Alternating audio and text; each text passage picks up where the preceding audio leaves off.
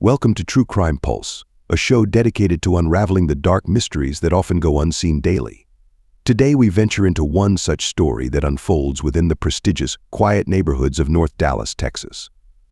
This case is one that left a thriving community shaken to its core.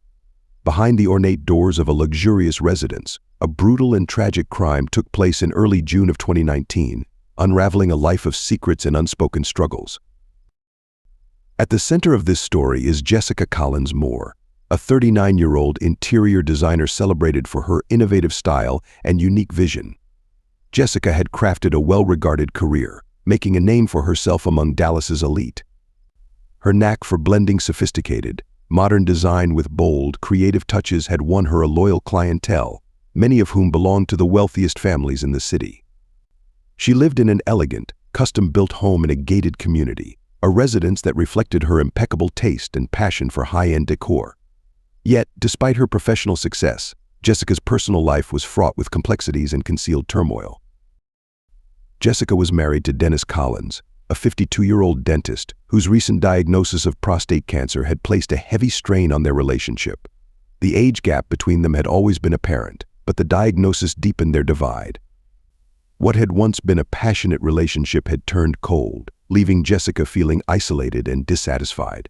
Their intimate life had all but disappeared, and the warmth in their marriage was quickly fading. Though Jessica and Dennis had no children together, Dennis had a son from a previous marriage, Tanner Collins, who had recently moved back home after struggling in college. Tanner, who was in his early 20s, had been facing challenges, including issues with alcohol and ADHD, which led him to seek refuge at his father's house. Friends and acquaintances described Jessica as outgoing, magnetic, and always the center of attention. Known for hosting lively gatherings and dinner parties, she would serve gourmet dishes from the trendiest Dallas restaurants, filling her home with laughter, music, and a vibrant social circle. But beneath this lively exterior, Jessica harbored feelings of restlessness and discontent. Feeling trapped in a loveless marriage, she sought thrills outside her relationship, becoming involved in risky affairs with both men and women. In the months leading up to her death, Jessica had taken her escapades further, beginning a secret affair with her 20-year-old stepson, Tanner. Despite the secrecy and risk, she pursued this relationship, perhaps seeing it as an escape from her unhappy marriage.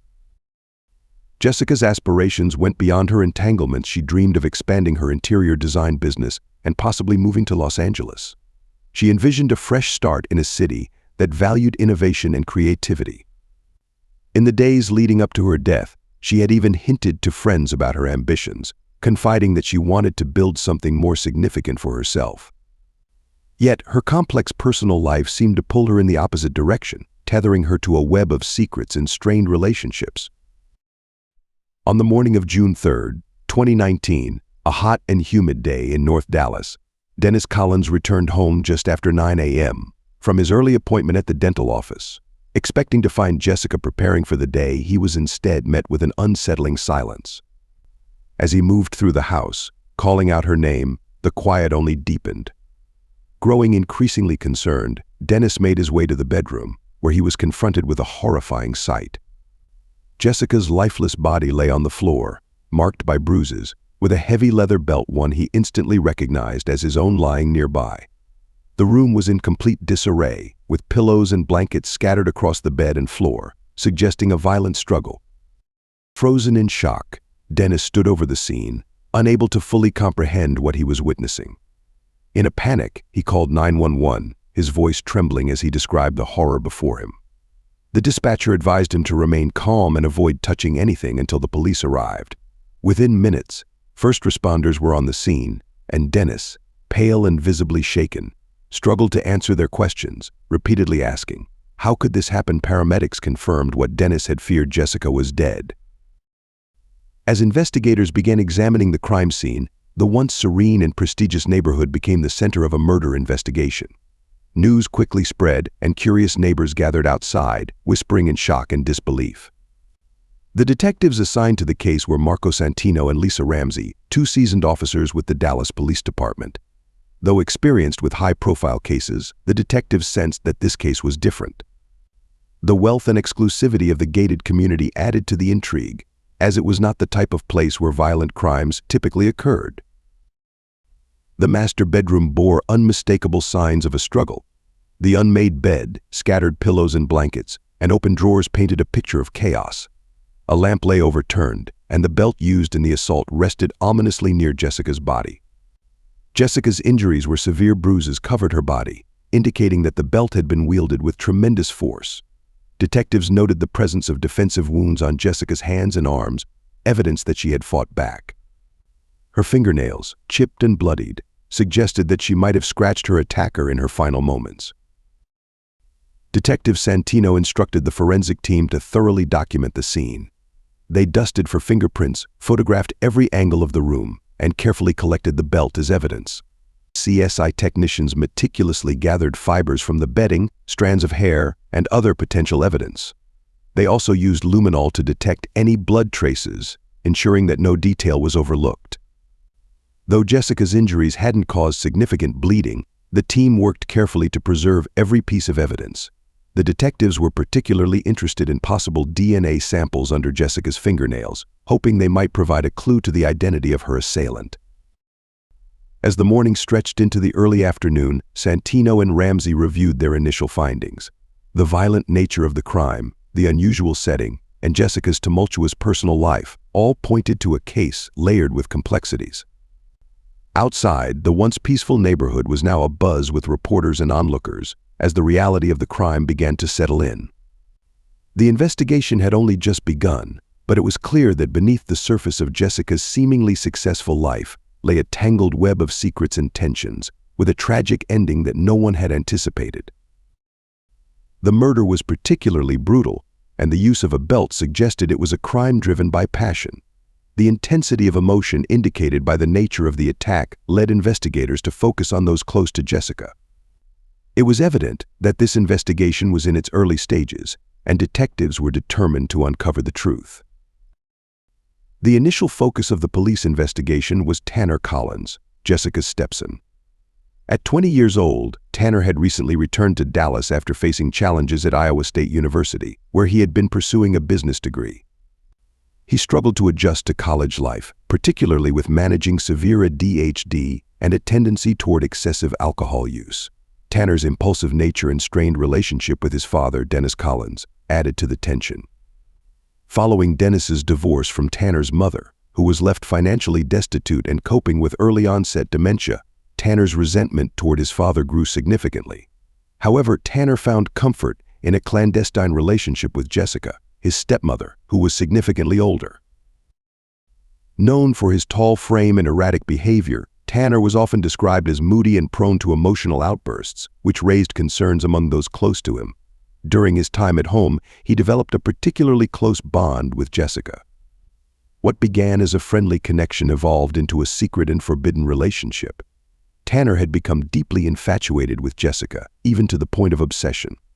Jessica represented a source of excitement for him and offered an escape from his otherwise troubled home life. When detectives brought Tanner in for questioning on June 4, 2019, he appeared visibly shaken but attempted to maintain his composure. Detective Santino and Ramsey approached the questioning cautiously, aware of his emotional volatility. They started by inquiring about his relationship with Jessica. Tanner acknowledged their closeness but hesitated when asked if their relationship had extended beyond that. As the detectives probed further, he grew defensive, avoiding eye contact and responding with curt, clipped answers. Detective Santino then shifted the conversation to the night of Jessica's death. Tanner stated that he had spent the evening with friends, playing Fortnite into the late hours. He claimed ignorance about the events surrounding Jessica's death.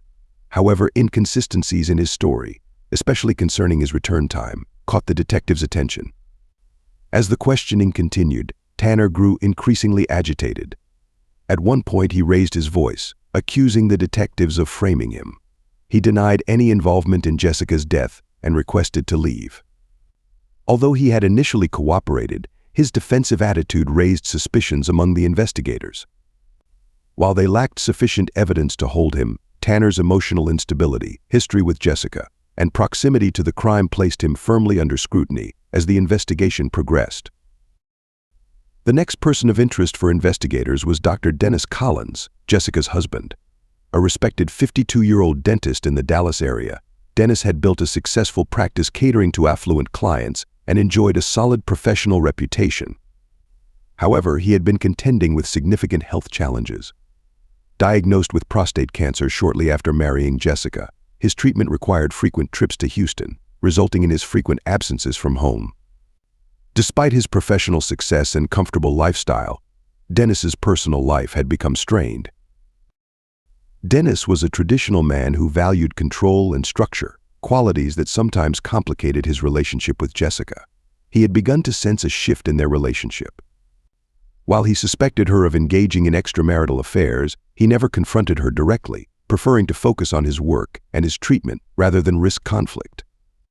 When detectives questioned Dennis on June 5, 2019, just a day after Jessica's body was discovered, he appeared calm but noticeably detached. Sitting at the police station, Dennis seemed exhausted, worn down by both his illness and the shock of his wife's violent death. Detective Santino asked him about his whereabouts on the night of Jessica's murder.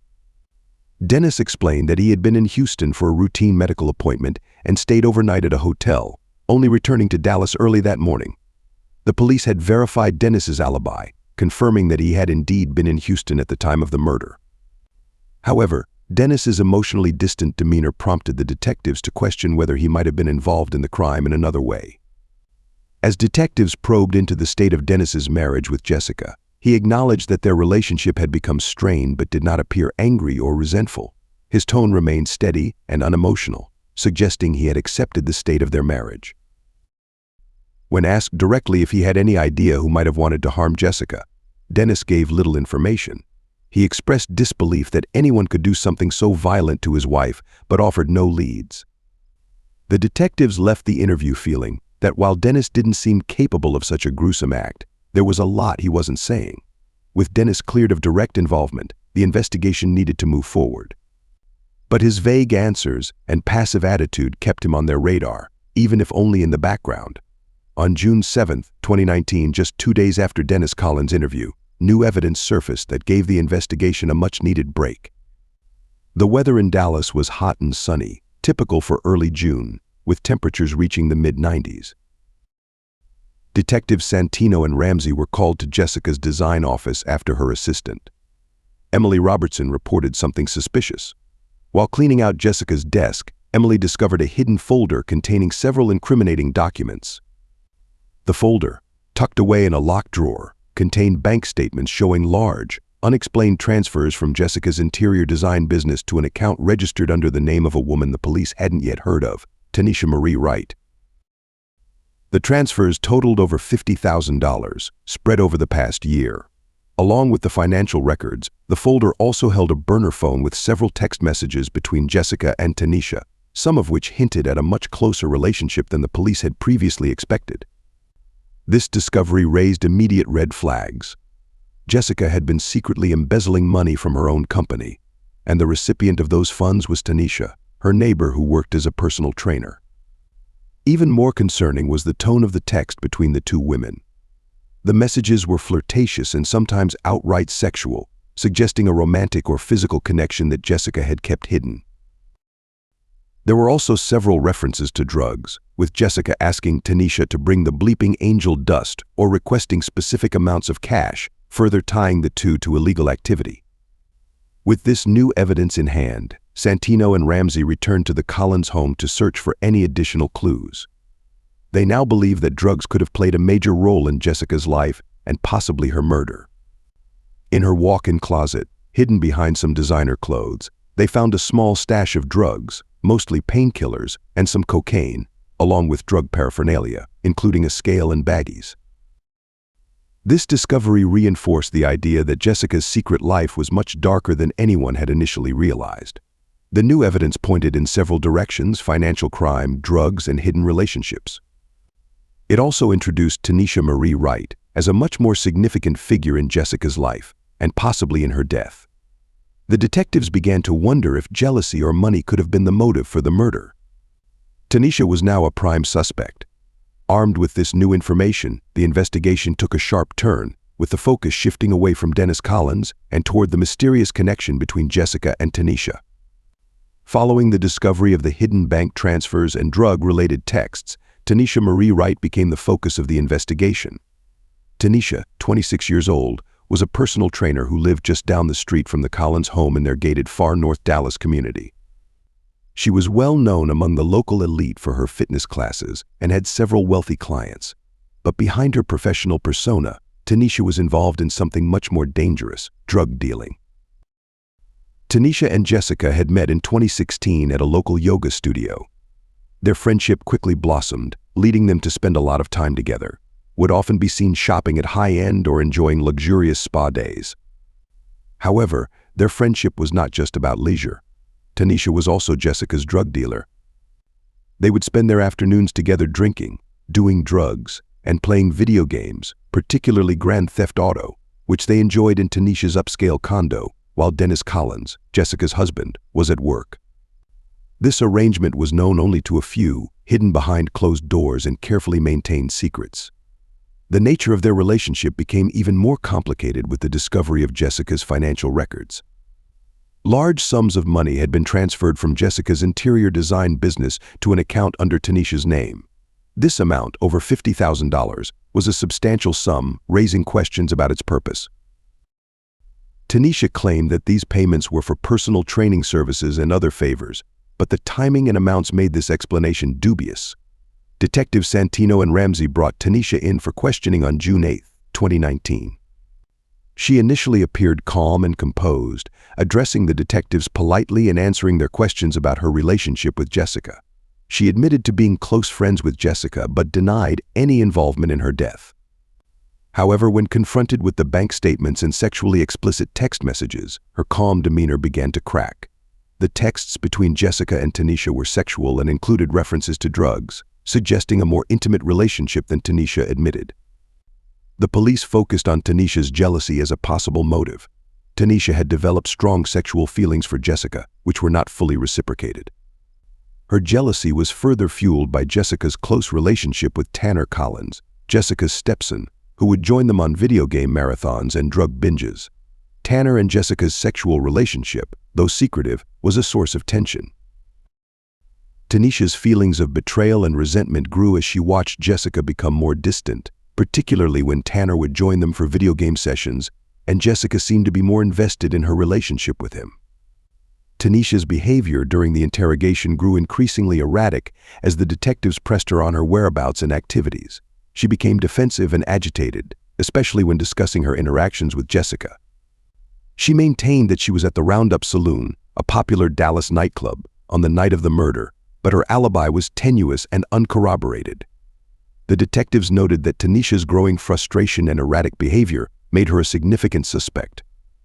Her feelings for Jessica, combined with her resentment over Jessica's relationships and the financial transactions, pointed towards a potential motive. The investigation into Tanisha Wright's involvement was now a critical part of solving the case. On June 10, 2019, after days of questioning suspects and piecing together evidence, the police finally honed in on their prime suspect, Tanner Collins. At 20 years old, Tanner had been living in his father's far north Dallas home after dropping out of Iowa State University due to academic struggles and severe ADHD. He had formed a close, secretive sexual relationship with his stepmother, Jessica Collins Moore. What had once seemed like a youthful affair had now spiraled into an intense obsession, fueled by Tanner's emotional instability.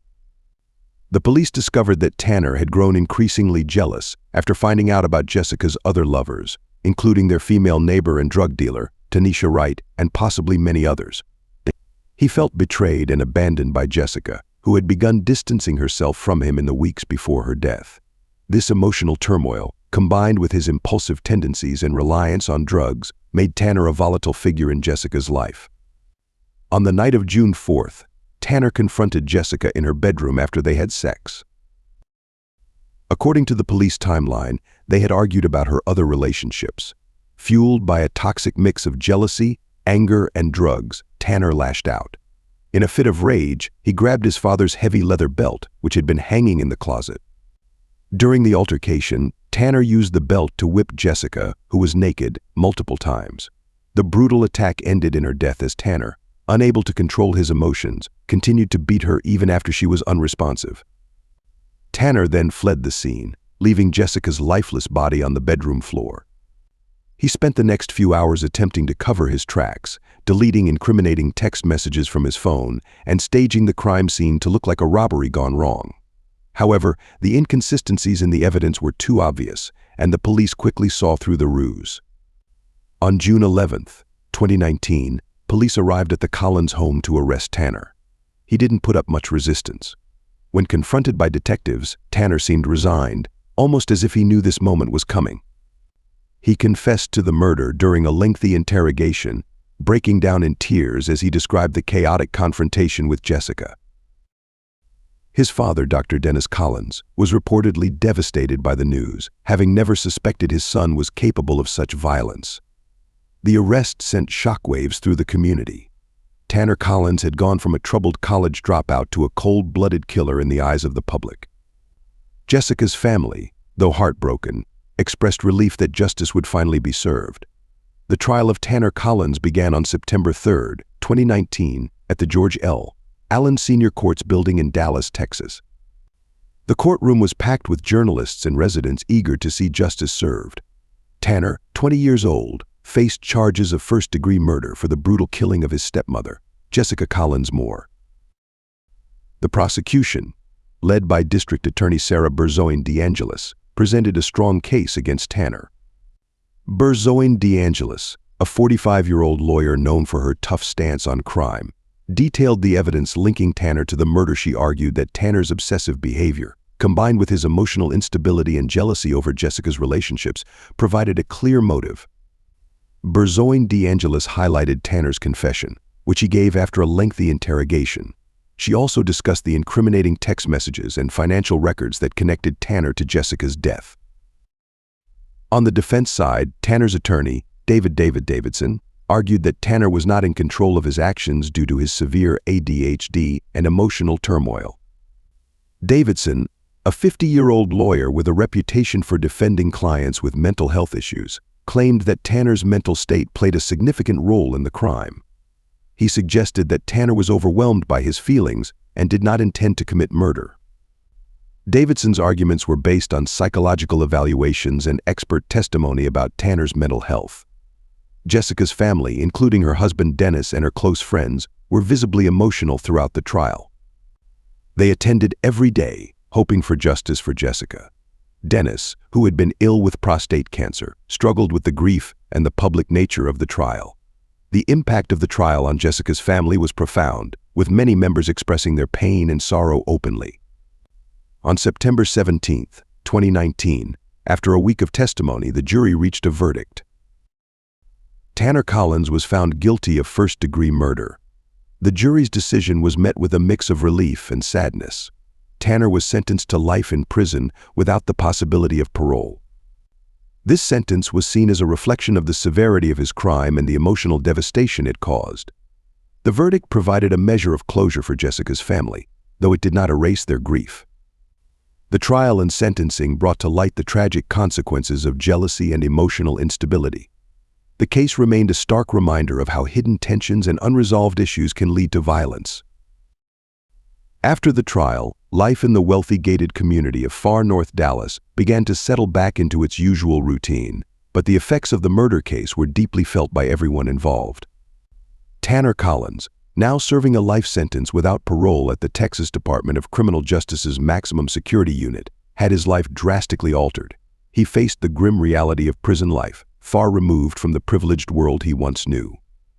Tanner's case was frequently reported in the media, with updates on his prison life and ongoing legal battles making headlines.